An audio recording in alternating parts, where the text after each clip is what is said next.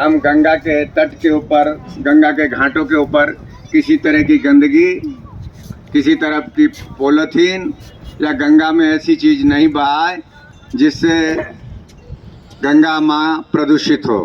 देखिए, हम अगर अपनी माँ का ख्याल रखें तो माँ अपना ख्याल, बच्चों का ख्याल रखती है, और जब हम ही ख्याल नहीं रखेंगे तो माँ भी कहेगी, कभी कभी गुस्सा आ ही जाता है। खैर, माँ तो माँ है, तो इसलिए आप जब भी गंगा में स्नान करने के लिए आते हैं, कहीं से भी आते हैं, तो कम से कम ये ज़रूर दें। और देखिए, संसार में है, वो कहते हैं ना कि गुरु बिना भावनिधि तरई न कोई, जो विरंच शंकर सम होई। गुरु के बिना आप कितना भी कुछ प्रयत्न कर लो, लेकिन भवसागर से पार नहीं हो सकते हो। देखिए, हमें अगर नदी पार करनी है तो पुल बना के करते हैं, या दूसरा नदी पार करनी है तो नाव के द्वारा करते हैं। अगर पुल का साधन नहीं हो तो हमें नाव वाले को भी परिश्रम देना पड़ता है, पैसा देना पड़ता है, और अगर पुल भी पार करते तो वहाँ भी टैक्स चुकाना पड़ता है।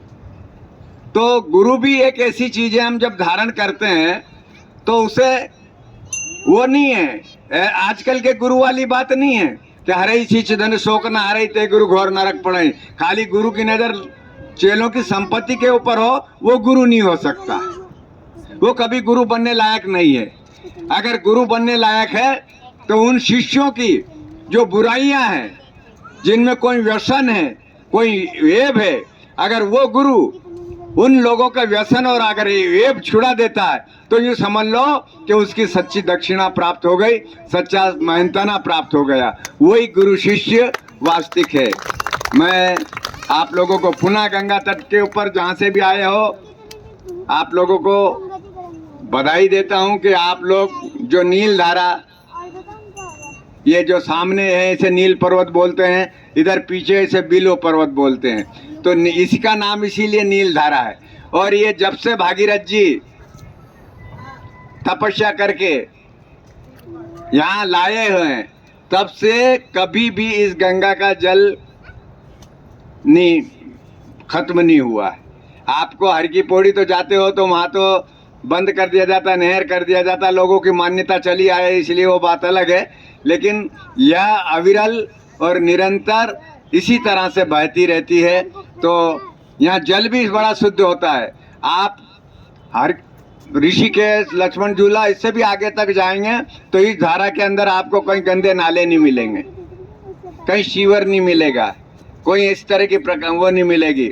आप अगर उस तरफ चले जाएंगे तो वहाँ से भीमगोड़ा से ऊपर से ही आके कहीं गंदे नाले, कोई शिविर हो रही है, कोई वो शमशान जिसकी लकड़ी और रेत मतलब वो आपकी राख बाख सब आती रहती है। आप हर की पेड़ी पे कभी भी गए होंगे तो देखेंगे कोयले तिरते देखते रहते हैं, पर यहाँ एकदम पवित्रता के साथ किसी तरह का। तो हम भी वहाँ का ख्याल रखें कि जिस तरह से हम गंगा माँ के जल के अंदर से हमारे पापों का नाश करते हैं। पाप विनाशिनी बोला कि नहीं, पापों का विनाश करने वाली है। और वाकई हम वचन मन क्रम से अगर माँ की इस तरह से करते हैं तो वाकई हमारी माँ हमारे पापों का नाश करती है। ये तो चलो हम वो एक भावना की बात हो गई, लेकिन अगर हमें खेती में, पानी पीने में, बाकी चीज़ों में, हरियाली में अगर वो जल देती है तो हमारा एक तरफ से भलाई कर रही है ना, कल्याणी कर रही है ना, वो भी तो है। अगर हमें जल नहीं मिले, हवा नहीं मिले, खेत से अन्न नहीं मिले तो फिर क्या बात है। तो ये भी तो माँ हमें सब प्रदान कर रही है।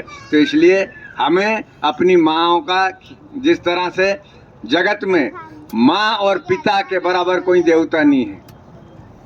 आप अगर देवता किसी को मानते हो, गंगा जी आए हो, सब कुछ करे हो, और माँ बाप अगर दुखी है तो वो फल बेकार है, गंगा नहाना बेकार है, आपका गंगा में स्नान करना बेकार है। आप करते हो श्राद्ध में 16 श्राद्ध आती है, श्राद्ध के नाम पे माता पिताओं के नाम के ऊपर खिलाते हो, ब्राह्मणों को देते हो, गौओं को देते हो, साधुओं को देते हो, लेकिन जीते जी उनकी सेवा नहीं करी तो वो फल बेकार है, देना बेकार है, खाली एक दिखावा है, ढोंग है, आडंबर है और पाखंड है। हमें ऐसा नहीं करना चाहिए। तो हम यहाँ आए, माँ के द्वार पे आए तो ये शिक्षा ले जाए कि हम अपने माता पिता की भी इस तरह से सेवा करें कि माता पिता हमें आशीर्वाद दे।